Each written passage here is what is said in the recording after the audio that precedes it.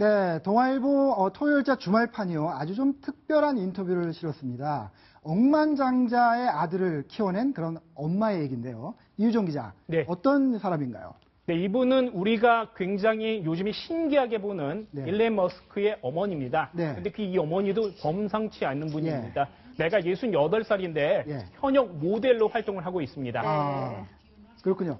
일론 머스크, 그 테슬라 전기 자동차의 사장인데 혹시 잘 모르시는 분들을 위해서 한번 좀 아들을 좀 소개해 주시죠. 네, 이분 굉장히 괴짜인데 테슬라라는 지금 전기 자동차 회사를 만들어서 지금 현재 무려 40만 대나 미리 사람들이 선구매하겠다고 했습니다. 이전에도 장사를 잘해서 페이팔이라는 그 인터넷 결제 서비스를 창업했고요. 영화 아이언맨의 그 독특한 그 예. 여러 가지 그 기능을 갖춘 그런 네. 그 철의 옷을 입고 다니는 사람의 실제 주인공이라고 합니다. 현재 자산이 무려 16조 원입니다. 16조 원. 16조 원. 네. 네. 어마어마한 것 같은데요. 그러면 이 동아일보의 이 머스크 여사를 직접 인터뷰한 이 부형권 특파원을 지금 현재 한번 직접 전화를 연결해서 취재 뒷얘기를 들어보겠습니다. 부형권 특파원 나와 계십니까? 예, 뉴욕의 부영구 특파원입니다. 네, 지금 새벽이신가요? 시간이 몇 시인가요? 예, 여기 새벽입니다. 아침. 네, 감사합니다. 저희 인터뷰 해주셔서. 자, 일단 이 일론 머스크의 어머니가 68세인데 현역 모델이라는 얘기를요. 많은 분들이 잘 몰랐어요. 68세 모델. 어떤 계기로 알려지게 됐는지 얘기를 좀 해주시죠. 예, 그 매년 5월 미국 뉴욕에서 열리는 매트 갈라라는 그 세계적인 레드카페 행사가 있는데요. 네. 이 행사에는 유명한 영화 배우나 인기 가수들이 유명 디자이너의 작품을 입고 등장해서 많은 화제를 낳곤 했습니다. 근데 올해 매트 갈라의 주제가 기술과 패션의 만남이었습니다. 그래서 네. 이 행사에 일론 머스크와 그의 어머니가 초대되면서 뉴욕타임스 등 그 미국 주요 언론이 이 일론의 어머니 메이 머스크 여사의 삶에 주목을 하기 시작했습니다. 그래서 네. 뉴욕타임즈 같은 경우에는 주말 섹션에 톱 기사로 다루기도 했습니다. 네. 아, 예.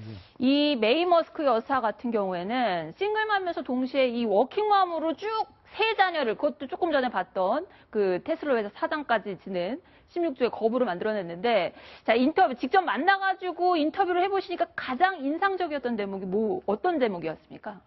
예, 그 메이 여사는 이 새 아이를 어떻게 먹이고 입히고 재우는 문제, 즉 아주 기본적인 의식주 문제를 계속 고민하면서 살아온 인생이었습니다. 근데 네. 가장 인상적이었던 부분은 이분이 그런 의식주 문제 해결에만 골몰한 것이 아니고요.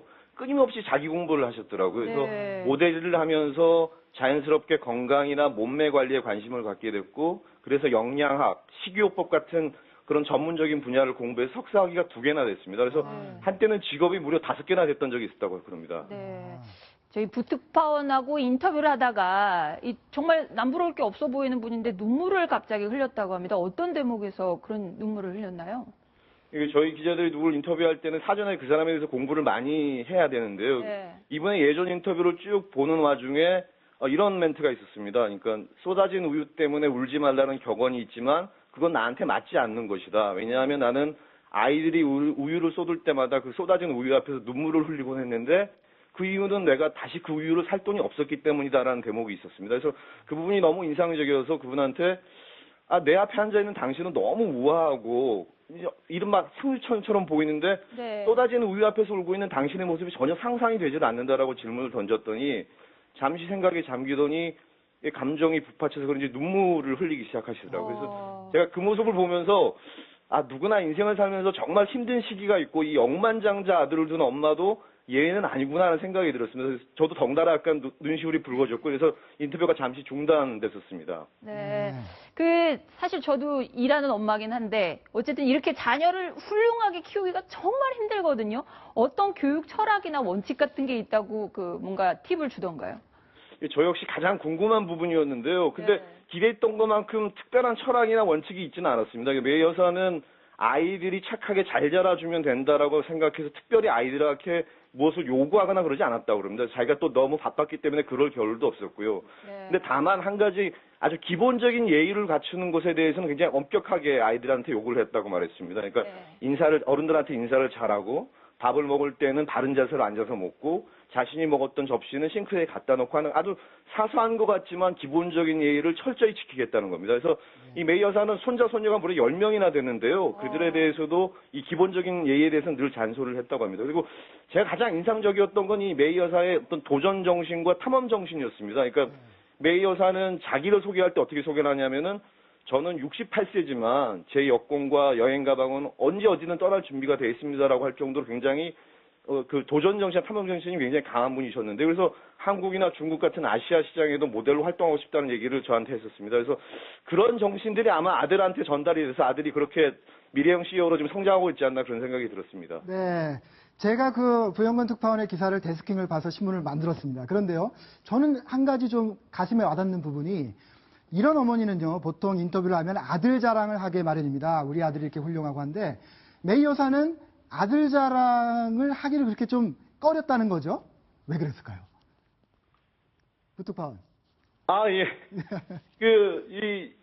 이분이 처음 인터뷰 자체도 전제 조건이 있었습니다. 뭐냐면, 당신이 내 아들을 취재하기 위해서 나를 취재하는 거면 난 인터뷰 응하지 않겠다고 그랬습니다. 네. 그래서 이 본인이, 아들한테 그런 식의 누가 되는 걸 싫어했고요. 본인의 삶, 내가 모델로서 활동하고 내가 앞으로 뭘 할 건지에 대한 관심이 있으면 나를 취재하지, 내 아들에 대한, 그러니까 그런 부분이 굉장히 철저한 부분이었습니다. 아들에 대해서 자기한테 접근한 사람이 한 달에 한 100명 이상 된다는 거거든요. 하지만 자기는 그런 부분에서 철저히 선을 긋고 나는 아들한테 그런 걸 할 수 있는 사람이 아니다라고 그렇게 쭉 생활한 그런 분이었습니다. 네, 역시 천문학적인 억만장자 아들을 키워낼 만한 그런 분인 것 같습니다.